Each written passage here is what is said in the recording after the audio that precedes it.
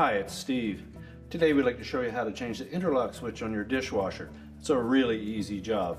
All we're going to need is a number 2 Phillips screwdriver, a pair of needle nose pliers, and maybe a small flat blade screwdriver.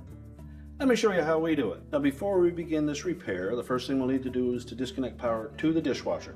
So locate the electrical panel, turn off the appropriate breaker, or remove the appropriate fuse. Then next we're going to open the door up, and we'll need to remove the inner door panel from the outer door panel. It's held in place with 8 Phillips head screws.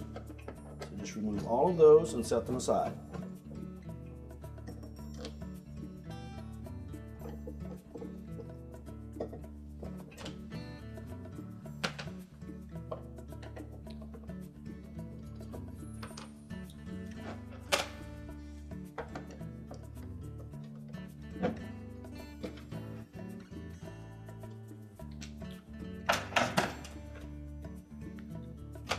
Once we've removed all the screws, I'm just going to carefully lift that inner door panel away from the outer door panel, tilt it up, and we can just prop it in that opening, and then we can access the door latch switch assembly. Now when accessing the door latch switch assembly on this style of dishwasher that has this cover on it, you'll often find that has dried out and these tabs may be broken, or they may break when you go to remove the cover. So use as much caution as possible. And we'll just take a flat blade screwdriver. We're going to go in underneath the edge of one of those little tabs and just pry it outwards while lifting up on the cover. Do the same on the opposite side.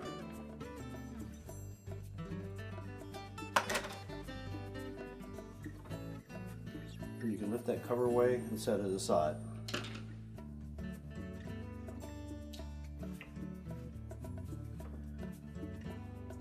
Now if you still have the plunger and spring in that door latch assembly, you can simply keep the spring from popping out. We'll lift up on the top end of that plunger and lift the 2 pieces out and set those aside. Now to replace the defective switch, I'm just going to lift that out of that housing.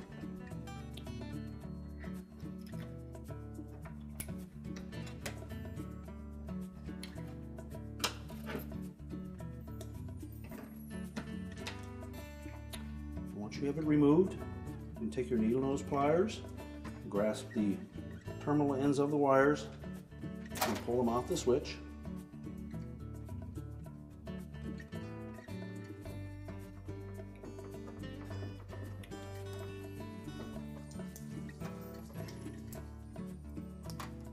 Then we can discard the old switch.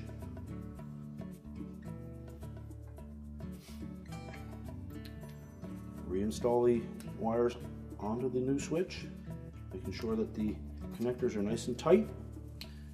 And if they appear a bit loose, you can crimp them with the needle nose pliers. Next we're going to line up a little pin so that it fits through the hole on the switch. There's 2 of them on there, they're diagonal to each other.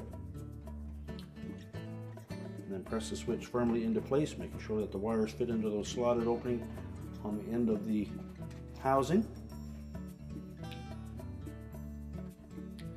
And next we'll put the plunger and spring back in. And when installing the plunger and spring, you want to make sure that the spring sits down into this opening and that the tapered portion of that plunger fits in between the actuators on the switches.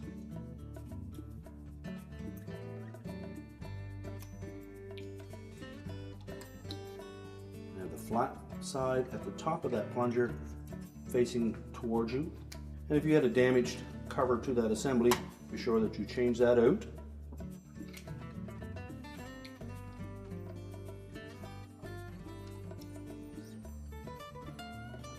Just line up the locking tabs, snap it back into place, and now we can put the inner door panel on. Now when reinstalling the inner door panel to the outer door panel, if your model has this style of vent outlet, we want to make sure that first of all the styrofoam piece is still intact, and make sure that it's positioned properly on top of that outlet grill, and at the top edge of it is parallel with the top of the control panel. And we're going to carefully lay that inner door panel into position. It should lay flat without any effort to press the two pieces together, and then we can install the screws.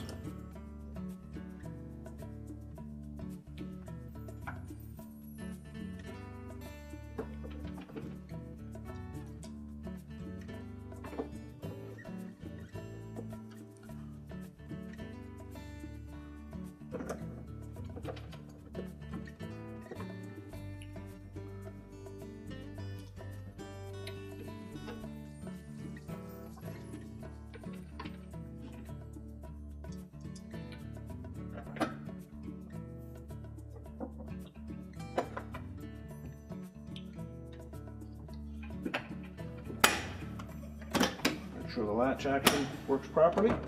We're now ready to reconnect the power, and our repair is complete.